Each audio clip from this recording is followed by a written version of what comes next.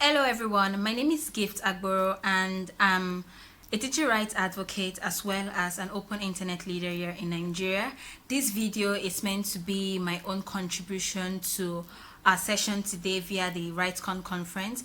Our session is titled Digital Authoritarianism Inside Out, hacking internet governance through surveillance, censorship, and shutdowns. I'll pretty much be talking more about shutdowns and how it has affected the economy using the West Africa region as an example.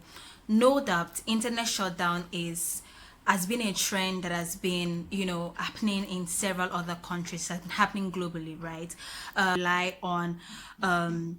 Rely on blackout. So in linking internet shutdowns with our session title, which has to do with digital authoritarianism, I like to say that it is the popular belief that internet shutdowns usually exist in countries that there is some sort of authoritarian government put in place, right? But research and current trends has made me to understand that internet shutdowns, no matter how subtle it is, can also be seen in some democratic states.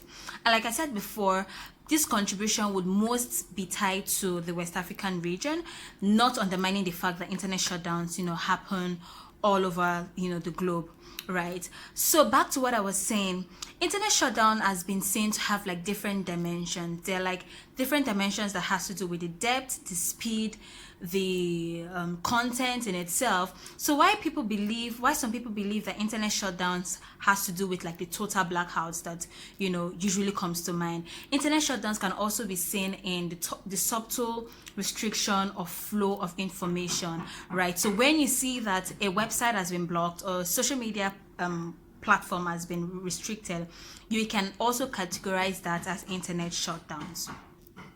So linking internet shutdown to the title, our session title, which has to do with digital authoritarianism, I like to say that while it's the popular belief that internet shutdown is more prone to happen in countries or in regions where the government that exists is more or less like an authoritarian type of government, research has also proven that internet shutdown in itself has been seen to happen in democratic states. So internet shutdowns can be seen in like different dimensions as opposed to the regular blackouts that we all know as what internet shutdown is, right? There's a subtle act that has to do with the restriction of information to social media platforms, to some websites, right? So in all of these, any action that can be categorized as restricting the flow of information, right, can be seen to be an internet shutdown. And based on these, now there are different impacts that internet shutdown has, right? There is the political impact, there is the social impact, and there is the economic impact. I would most be talking more, or my conversation here would most likely be, tied towards the economic impact, right? Because it has been seen that access to internet, right, is a powerful catalyst to reducing poverty, to improving prosperity, to building inclusion. So, and there's actually been a report that says a 10% increase in internet access, right, has been linked to a 3% increase in the gross domestic product of a country. A typical example would be in a country, right, in a country that exists where the entrepreneurs or business owners rely on the internet, right? Remember I said that internet shutdown in itself is not just like a it's not just limited to a total blackout. Internet shutdowns can also be related to restriction to the flow of information. So as long as there is a restriction to the flow of information, right, it can be said that internet shutdown is said to have happened, right? So what this means is a typical entrepreneur or a typical business owner who relies on the internet, and don't forget that it is believed that entrepreneurs so now that we have an idea as to the impact of internet shutdowns and what it has to do with the economy, I'd like to briefly state this particular impact, and I'd like to briefly state the source of this impact based on entrepreneurs and small businesses that has occurred over time. So it is believed that businesses like small, medium businesses or startups, right, are the lifebone to an economy of a country or economy of a region. Now, where that feeds from is government alone cannot be relied upon as just a stakeholder to promote economic growth. So what that means is when citizens of a country stand up to provide solutions to societal problems, to economic problems, there is some sort of positive impact that has to do in an economy. Now, when a stakeholder such as the government, right, in an authoritarian government or in a democratic government, seem to employ the concept of internet shutdown in a particular state.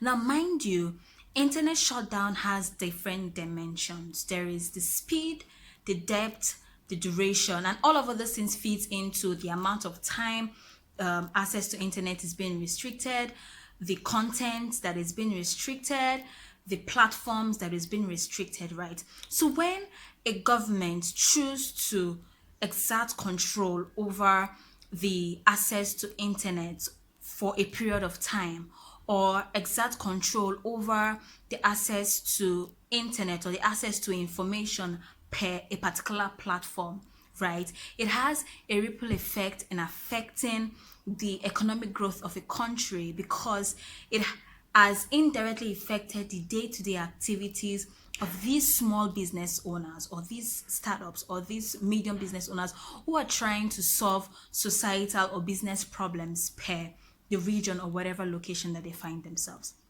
Now, it feels like there is a win in the internet space, right? I mean, just because of the concluded court ruling that has occurred via the government of Togo, right?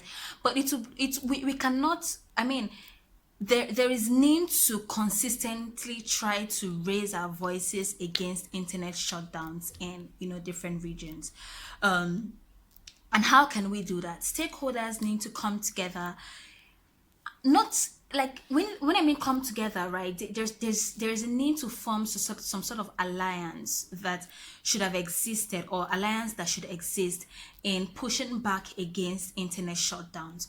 And how can we do that? Across the globe, as a digital rights advocate, a policy enthusiast, or a tech enthusiast, or an entrepreneur, wherever you find yourself, you need to constantly see how you can hear your voice, how you can make your voice heard with regards to pushing back against these concepts that restrict free and open internet. We all know that the internet in itself has provided like a global, like has made the world to be like a global village.